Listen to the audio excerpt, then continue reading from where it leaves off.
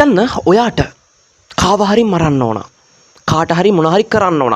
ඔයාට පුළුවන් අන්තර්ජාලයේ dark web එක ඇතුළට ගිහිල්ලා කවුරු හරි කෙනෙක් ඒකට කුලියට අරගෙන එයාලව කරවන්න. මේ වෙද්දී මම මගේ YouTube channel එකේ ඩාර්ක් වෙබ් ගැන වීඩියෝස් දෙකක් ඕගොල්ලොන්ට අරන් අවිල්ලා තියෙනවා. ඉතින් ඒ වගේ මම එකටම කතා කරා මේ පණ පිටින් මිනිමරණ ඩාර්ක් වෙබ් Red Rooms කියන concept එක ගැන. ඊළඟට මම කතා කරා මෙන්න මේ ඩාර්ක් වෙබ් එක කොහොමද ඇති වෙන්නේ? ටෝ බ්‍රවුසර් එක කවුද හොයාගන්නේ? ඇමරිකාව මොකද කරන්නේ? සම්පූර්ණයෙන්ම අග මුල නෑර හොයලා බලලා හැම විස්තරයක්ම මම ඕගොල්ලෝ එක්ක කතා කරා. ඉතින් අද කතා කරන්න යන්නේ අර මම කියන Red Rooms වගේ ඩාර්ක් වෙබ් එක ඇතුළේ තියෙන එක කැටගරි එකක් ගැන. ඒ තමයි Hitman Service. සරලව Hitman Service කියන්නේ මොකක්ද? හිතන්න ඔයාට කාව හරි මරන්න ඕන. කාට හරි මොන හරි කරන්න ඕන. ඔයාට පුළුවන් අන්තර්ජාලයේ ඩාර්ක් වෙබ් එක ඇතුළට ගිහිල්ලා කවුරු හරි කෙනෙක් ඒකට කුලියට අරගෙන එයාලව කරවන්න.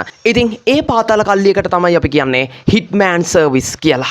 ඇත්තටම ඩාර්ක් net එක ඇතුලේ Hitman Services තියනවාද? ඇත්තටම ඩාර්ක් වෙබ් එක ඇතුලේ Hitman Services තියනවා. හැබැයි මේ Hitman Services ඇත්තද කියලා තාම කවුරුවත් දන්නේ නැහැ. ඉතින් ඩාර්ක් net එක ඇතුලේදී මට බලා ගන්න පුළුවන් වුණා අනන්තවත් මේ Hitman Services websites තියනවා. ඉතින් ඒ වගේනොත් 18 Street Hitman Service ඊළඟට Best Mafia, Sicilian Hitman, Dark Mamba, Hitman Connect, ඊළඟට Hydra Hitman වගේම especially Cyprus Hitman වගේ ලෝක ප්‍රසිද්ධ වෙච්ච Hitman services මේ අන්තර්ජාලයේ dark net එක ඇතුළේ තියෙනවා අපිට බලා ගන්න පුළුවන්. ඉතින් මේවා ඇතුළට ගිහිල්ලා මේවා ඇතුළේ තියෙන විස්තර ටිකක් අපි බැලුවාම අපිට බලා ගන්න පුළුවන් මේක ඇතුළේ මිල ගණන් කරන විදි මේ හැම දෙයක්ම එන්ටර් කරලා තියෙනවා. ඉතින් ඒ වගේනොත් guns එහෙම නැත්නම් වෙඩි තියන්න American dollar Bitcoin 15000ක් ඊළඟට පිහියෙන් කපන්න American dollar Bitcoin 22000ක් මේ වගේ එක එක දේවල් අපිට මේ ඉන්ටර්නෙට් එක ඇතුලේ මේ ඩාර්ක් නෙට් එකේ හිට්මන් සර්විසස් ඇතුලේ බලා ගන්න පුළුවන් කැටගරිස් යටතේ. ඉතින් ඊළඟට මේ ඇසිඩ් ගාලා මරනවා නම් ඔයාලට ඇමරිකන් ඩොලර් බිට්කොයින් 4300ක් 4000ක් වගේ ගාණක් පේ කරන්න තියෙනවා කියලා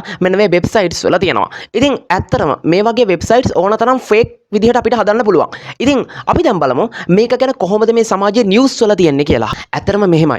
මේ හිට්මන් සර්විසස් ගැන ඇත්තද බොරුද කියලා හැමෝටම සැක හිතෙන්නේ. දැන් ඔයා මේ වීඩියෝ එක බලන්නේ ඇත්තද බොරුද කියලා සැක හිතෙන්නේ. මේ හිට්මන් සර්විසස් උදින් කරා කියලා 100%ක් කියපු නිවුස් මේ වෙද්දි ගොඩක් වාර්තා වෙලා නැති නිසා. හැබැයි මේක ගැන හොඳටම වාර්තා වෙච්ච නිවුස් එක වගේම ප්‍රථම හිට්මන් සර්විස් එකක් මගින් මිනිමරුවා කියන වාර්තාව වෙන්නේ ශිෂ්කිනා කියලා පොලිස් ඔෆිසර් කෙනෙක් ඉන්නවා. මෙන්න මේ පොලිස් ඔෆිසර්ව එකපාරම ඝාතනය වෙනවා වෙඩි තැබීමකින්. ඉතින් පොලිසියෙන් මේක ගැන කරපු පරීක්ෂණ වල ප්‍රතිඵලයක් විදිහට මෙතනදී ටීනේජර්ස්ලා දෙන්නෙක්ව අත්අඩංගුවට ගන්නවා. එහෙම නැත්නම් ඇරස්ට් කරනවා. මේගොල්ලෝගේ කරපු ප්‍රශ්න කිරීම වල ප්‍රතිඵල විදිහට මේගොල්ලෝ කියනවා මේගොල්ලෝ තමයි මෙයාව මැරුවේ. හැබැයි මේගොල්ලෝ නෙවෙයි මැරුවේ. මේගොල්ලෝ අන්තර්ජාලයේ හයිඩ්‍රා මාකට් ප්ලේස් එකක් ඇතුලේ තිබ්බ එක්තරා වෙබ්සයිට් එකකට මේගොල්ලෝ සල්ලි ගෙවලා තමයි මෙයාව ඝාතනය කරන්න කිව්වේ කියලා මේගොල්ලෝ මෙතනදී පාපොච්චාරණය කරනවා. ඉතින් මෙතනදී මේගොල්ලෝ කියලා කියනවා ඇමරිකන් ඩොලර් බිට්කොයින් 15000ක් මේගොල්ලෝ ඒ වෙබ්සයිට් එකකට ගෙව්වා කියලා. මේක තමයි දැනට ප්‍රසිද්ධම වෙච්ච නිවුස් එක. ඊළඟට අසර්බයිජානි ඊගල්ස් කියලා එක්තරා වෙබ්සයිට් එකක් තියෙනවා. අසර්බයිජානි කියන්නේ එක්තරා රටක්. මේකේ ඊගල්ස් කියලා එක්තරා වෙබ්සයිට් එකක් තියෙනවා. මෙන්න මේකේ ඩාර්ක්නෙට් හිට්මන් සර්විස් කියලා ලිස්ට් එකක්ම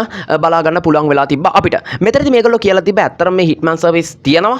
ඒ වගේම මේගොල්ලෝ එක එක ගණන් මේකට ගන්නවා කියලා මේගොල්ලෝ ගණනොත් කියලා තිබ්බා. ඉතින් මේකදී සාමාන්‍ය මිනිමැරුමකට ඇමරිකන් ඩොලර් බිට්කොයින් 5000ක් වගේම වදහිංසා දීලා මිනිමැරුමකදී ඇමරිකන් ඩොලර් බිට්කොයින් 50000ක් ඕගොල්ලන්ට පේ කරන්න වෙනවා කියලා මේ වෙබ්සයිට් එකේ තවදුරටත් සඳහන් වෙලා තිබුණා. ඊළඟට ඇමරිකාවේ එක්තරා නර්ස් කෙනෙක්ව ඇරස් කරනවා. මෙන්න මේ ඇරස් කරන හේතුව තමයි මෙයා තමන්ගේ පෙම්වතාගේ විවාහක කාන්තාවව එහෙම නැත්නම් වයිෆ් බිරිඳව ඝාතනය කරන්න කියලා එක්තරා වෙබ්සයිට් එකකට සල්ලි දීම තමයි මෙතනදී මෙයාගේ වරදකාරීත්වය උනේ. ඉතින් මෙයා මෙතනදී ඇමරිකන් ඩොලර් බිට්කොයින් 12000ක් මේගොල්ලෝ මෙයා වැය කරලා තියෙනවා අදාළ වෙබ්සයිට් එකට දෙන්න. ඉතින් මේ වගේ දේවල් ගණනාවක් අපිට බලා ගන්න පුළුවන්. දැන් ලංකාවේ විද්‍යා කියන සහෝදරියගේ ඝාතනයත් මේකට සම්බන්ධයි. හිට්මන් සර්විස් වලට ඩාර්ක් වෙබ් එකට සම්බන්ධයි කියලා කියනවා. හැබැයි ඔප්පු වෙන්නේ නැහැ. මේක තමයි ප්‍රධානම කරුණ. මොකද අපි දන්නවා අන්තර්ජාලයේ ආස්සේ අපිට ලොකේෂන් ට්‍රැක් කරන්න බෑ මේ ඩාර්ක් net එක ඇතුලේ. ඒකට හේතුව මම මගේ වීඩියෝස් වලින් ඔයගොල්ලෝ එක කතා කරලා තියෙනවා. ඉතින් මෙන්න මේ වගේ දේවල් හින්දා මෙන්න මේ දේවල් හින්දා ගොඩක් දුරට මේවා සැක විතරයි මතුවලා තියෙන්නේ. ඉතින් ලක්ෂ ගණනක් මේ වගේ නොහඳුනන සිදුවීම්ස් වෙලා තියෙනවා. හැබැයි මේවා ඔප්පු වෙලා නැති එක තමයි මෙතනදී ප්‍රශ්නේ. ඊළඟට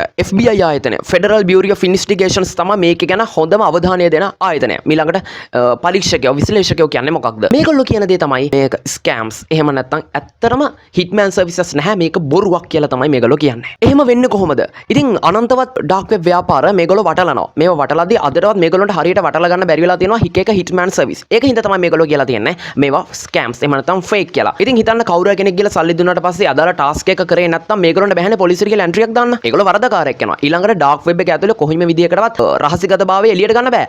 ඇනොනිමස් කෙනෙක් විදිහට තමයි හැසිරෙන්න වෙන්නේ. එන්න මේකින්ද මේගොල්ලෝ හිට්මන් සර්විසස් විසින් බොරු ෆේක් වෙබ්සයිට් හදලා සල්ලි අරගෙන මේවා හැම මතක කරලා දානවා සහ මේවා සල්ලි අරගෙන ඔහේ නිකන් ඉන්නවා කියලා තමයි මේගොල්ලෝ කියන්නේ. ඊළඟට මේගොල්ලෝ තවදුරටත් කියනවා මේවා ඇතුලේ සමහරක් විට ඉන්නවා අන්ඩර්කවර් පොලිසිය. එහෙම නැත්නම් හඳුනා ගන්න බැරි විදිහට හැංගිලා ඉන්නවා පොලිසිය. මේගොල්ලෝ සල්ලි අරගෙන සහ අදාළ අයව අත්අඩංගුවට ගන්නවා කියලා තියෙනවා. ඊළඟට තවත් තැනකදී මහ ජනතාව කියනවා සහ අපිට අන්තර්ජාලය ඇතුලේ බලා ගන්න පුළුවන් වගේ මේ FBI ආයතනය කියලා තියෙනවා.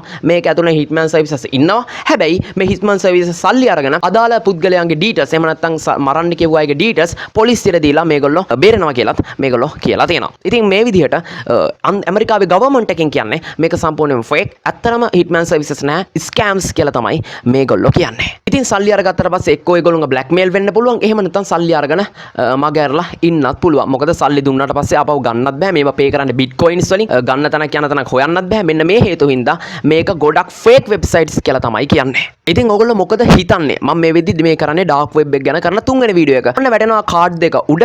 ඔයාලට ඒක බලන්න හරි පළලා ඩිස්ක්‍රිප්ෂන් එකේ තියෙන ලින්ක් එක ක්ලික් කරලා හරි ඒවත් බලන්න පුළුවන්. ඒව බැලුවොත් ඔයාලට පුළුවන් හොඳ නොලෙජ් එකක් මේ ගැන ගන්න. ඉතින් මොකද හිට්මන් සර්විසස් ගැන හිතන්නේ? ඔයාගේ අදහස කමෙන්ට් කරන්න. අපි හම්බෙමු අලුත් වීඩියෝ එකකින්. ජය වේවා.